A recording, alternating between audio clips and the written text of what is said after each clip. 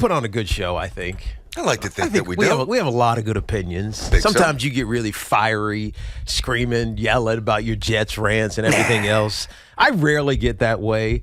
But I will say, you have to listen to our show because I've been telling you since the very beginning of training camp that the New York Giants are going to be better. They're not going to be great. They're going to win some games, and it's about the process. Stop listening, Giants fans, to all of these pregame prognosticators and these betting experts and everyone else who told you the Giants are going to win this game. The Giants are the better team. The Giants are not the better team. We wanted the Giants to win. We are Giants fans. They came correct. Hell yeah, shout out to Giants fans with the whiteout last night on Monday Night Football. And we all believed in our minds that maybe they can find a way to do it, just like they did in week 1 and just like they did in week 2. But the Giants weren't supposed to win this game last night against the Dallas Cowboys. The Cowboys are simply better, especially on defense. We talked about it, and we focused on Micah Parsons, but it was DeMarcus Lawrence coming off the other side on Evan Neal, who's a rookie, whose feet are still jacked up. He lunges for every block. 4 of the 5 sacks were on Evan Neal, the first-round right tackle for the New York Giants. But we knew this, at least if you listen to our show, you knew this. The Giants have so much work to do in order to be an elite team. They are not a bad team. They are not really a great team. They're kind of just in the middle. They're going to steal some games here and there. They're going to scheme their way to success, and we saw a little bit of that with Mike Kafka early in the game. You saw it with Wink Martindale and how he was able to keep this thing close despite some of the malfunctions offensively for the New York Giants. The Giants are a good average team that needs a lot of work to get better. I've been saying this since the very beginning. Don't focus on the wins. Focus on the process. Focus on who or who is not getting better and will be here the next year. And I know it's hard to say that because we're talking about, hey, it's all wins and losses. If we go 3-0 and then we take on the Bears and we're 4-0, hell, we're making the postseason. We might win a Super Bowl. That is not in the cards for the Giants this year. Keep it real. I mean, I've been on a keep it real. Yeah, what is this keep I it don't real know, but kick I've been, you've been on a keep it real kick for 2 weeks now, BT. I got to keep it real because I got to talk about what I see and what I know. The Giants weren't supposed to win this game. We wanted them to. I wanted them to. Hell, I was on Monday QB on CBS Sports Network saying the Giants are going to win this thing. So you're as guilty as the other pundits. 20-16. It's what I wanted to happen. And as a Giants fan, I had to say that. You have to say Giants on Dallas. You and I hit this yesterday. This game was either going to be really close, like it was, or the Giants were going to get blown out because they don't quite have the talent. But let's not get upset about Daniel Jones just can't get it done. Let's not get upset about, they gave up 5 sacks and Evan Neal's a bust. He's a rookie, dude. He played right tackle against one of the best pass rushers in the National Football League. The Cowboys are leading the NFL in sacks, by the way. So get this right. The Giants are a good team that plays hard. They're going to steal some wins for teams that make mistakes, but it's about the process. They were not supposed to win this game last night. Brian Daboll and Joe Shane are here for a reason. I mean, Gettleman drove them into the ground. They were, for the most part, bereft of talent. Their salary cap was completely tapped out. There was no winning DNA in the building. There was an apathy that permeated one of the best fan bases in all the sport. I mean, this isn't just, let me just come in with the summer home and do a little touch-up with the doorknob. This is, I got to level the whole damn thing. That's right. And I got to build from a new foundation. And I got to tell you, I know the Giants lost, and everything that Tiki said, I completely co-sign. There's 2 ways to view this. The pragmatic way, which is what Tiki just hit and has been hitting really the entire summer and the early stages of the season, despite the early euphoric tone with the 2 wins, or the emotional way, which is what most fans tend to gravitate to. Now, maybe the answer somewhere is in between. I think at some point this year, the Giants will beat a team they're not supposed to beat. There will be a game where, and you could even say the Tennessee Titans probably falls into that category for week 1. Maybe. I don't think Tennessee's that good. I also think that the Giants will have a game where they play so wretchedly based on a big gap in talent disparity from maybe the Eagles game, whatever. There's going to be a game where we come in here, it's like 37-10, and we're like, not that we doubt the direction of the team, but it's a sobering reminder what Tiki has been telling you. you can either choose to acknowledge or you can ignore. That's up to you. But I'll tell you this.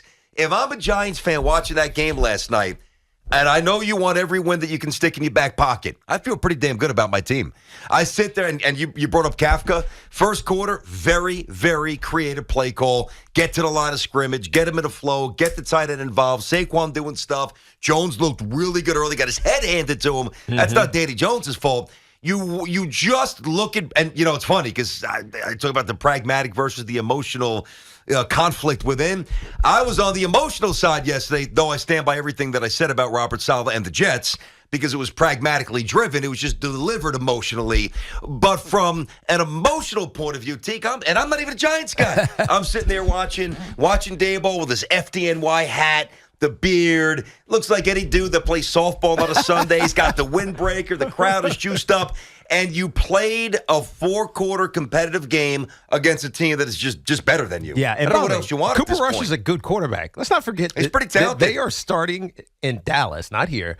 They are starting in Dallas to create a QB controversy. Are you kidding me? Well, Jerry's the one who's leading the charge. He actually said it the other day, Jerry Jones. Talk about saying it. I mean, even if it's true, that's a dumb thing for Jerry Jones to say. Come on, man. You just paid Dak Prescott $100-something million.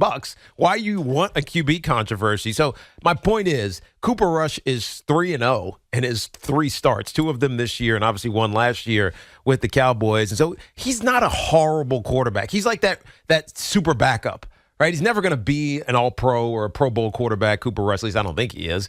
But he's the guy you want if your starter goes down and can get you in the right plays, make the right decisions. He's not going to make mistakes. He can throw any ball you need to throw. And so Cooper Rush, who we talked about as, you got Cooper Rush, not Dak Prescott. Cooper Rush is a pretty damn good quarterback. And it just continues to highlight that when the Giants this season are playing a really good or well-constructed team, because we talk about the defense from the secondary with Diggs and the pass rush with Micah Parsons and DeMarcus Lawrence, and the other kid was good as well. I can't remember his name now. He had a sack and a couple pressures as well. A pretty good second level as well. The Cowboys' defense is good. Their offense has some playmakers on it. Tony Pollard is a stud. Mm-hmm. I mean, he is greater than Ezekiel Elliott at this point. Oh, no question. CeeDee Lamb is going to be a star, and you save that one touchdown he dropped. But the reality of this game is that the Cowboys easily could have been up 21-6 at halftime. Give the Giants credit. They got a little lucky on the CeeDee Lamb drop, but give them credit for being stout in the red area and keeping those to field goals. And then on offense, just doing enough to keep the thing close until it got into the fourth quarter. Once it got into the fourth quarter, the Cowboys, led by Cooper Rush on a 90-play drive, stole the game, right? They took it away from the New York Giants on the road. But I restate, the Cowboys were supposed to win this game, not the Giants. Don't be getting upset with Daniel Jones. He actually played pretty well. I was impressed with Daniel Jones. Don't get upset with the defense. They played pretty well for most of the game. But this is exactly what you should have expected if you listen to what I've been saying all season long. It's about the process. And look, Evan Neal's got some work to do at right tackle. Sterling Shepard is done for the season, maybe his career at this point.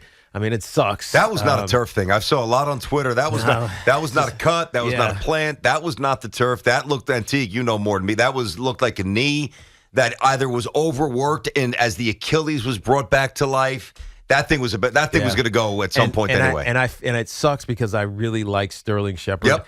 How about that block you had on Barkley's big run? One as a receiver, but also as a blocker. Yeah. I mean, we said this in week one. Like, he inserts into the line. Like, they motion him down, and he blocks the safety in the tackle gap. It's just awesome what he was asked to do, and he would do it willingly. And it seems like his season is definitely over, but maybe even his career. We hope not, but sucks for Sterling Shepard. It does, no question. 877-337-6666. If you're wondering about Kenny Golladay, I had him at 22 snaps, no catches, 3 targets, 1 drop. If you're into the next-gen stuff, and with Golladay, I think it's real. Some of it's overkill, but I think with Kenny Golladay, I think it's pertinent because as we reacted to the video that we saw this summer of him apparently loafing through some drills and not really getting after it, He created on the 3 targets 1.74 yards of separation. The league average is 2.91. So, I mean, if you want to have some sort of comparison, if the Major League fastball averages 94 change, that's like somebody throwing 82. Yeah. He just can't move. Yeah, he's not. He can't run. He's not explosive. He He never, never was, but now it's painfully apparent. It's the route running that you start to look at. Like, you don't have to be explosive to be a great route runner, but he's got to have to step up. So, again, as we look forward, we say, who's filling Sterling Shepard's role, and can it be Kenny Galladay? The one thing that you know, at least from last week, is that he grinded in practice. But right? he did nothing when the game started. It didn't translate. My answer is no. I think he's shot. I think he's cooked. I think it's over. That's my opinion on him. Yeah. Not the Giants. Everything else. And again, he's not the story of this game at all. Yeah. And, but I got to tell you, one he's thing. He's just a piece of it. Yeah, no question. One thing that I hear a lot, not that I care, but, you guys, and not you, Teague, but like me with the Jets and Beningo over the years with it, you guys are so negative. Listen, here we are today, at least from my point of view, I'm lauding the Giants after a loss because I understand the perspective and where they are so early in the race. I mean, I don't think it's unfair to get on a coach whose team makes the same mistakes, even if they're not fully ready to win. That's a coaching thing. And that, as I said yesterday, applies to Robert Saleh. But last night, with Dable, he's barking at the refs. By the way, Giants got hosed a couple times on calls. No doubt. Now, they missed one in the end zone on the wraparound, the pass interference. That was Darnay Holmes. Yeah. Yes, but the call on Shepard was a joke. That was maybe the most egregious offensive pass interference I've ever seen in my life. There were some other calls that they got that I thought they got the wrong end of, and I just love watching Dable work the refs. Yeah. Like, nothing crazy, but direct, a couple of F-bombs, and let them know I'm here. This is my team. I'm going to get their back.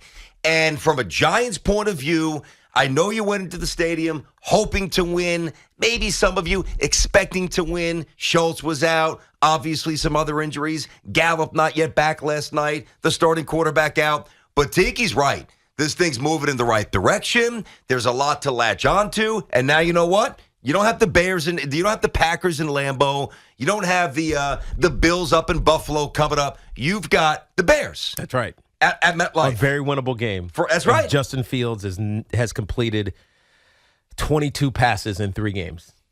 Is that the number? 22 passes in 3 games. Nice. So about 7 1/3. Right? Am I doing that right? 7, 14, right. 21. No, you're right. That's 33 right. to 3. That's exact right 33%. math. Yikes. Exact right math. All right. So listen, good to see the young pass rushers on the field last night as well. Giants getting a little hole there, but now we give you a chance to react to what you guys saw. We're going to get the calls coming up. 877-337-6666.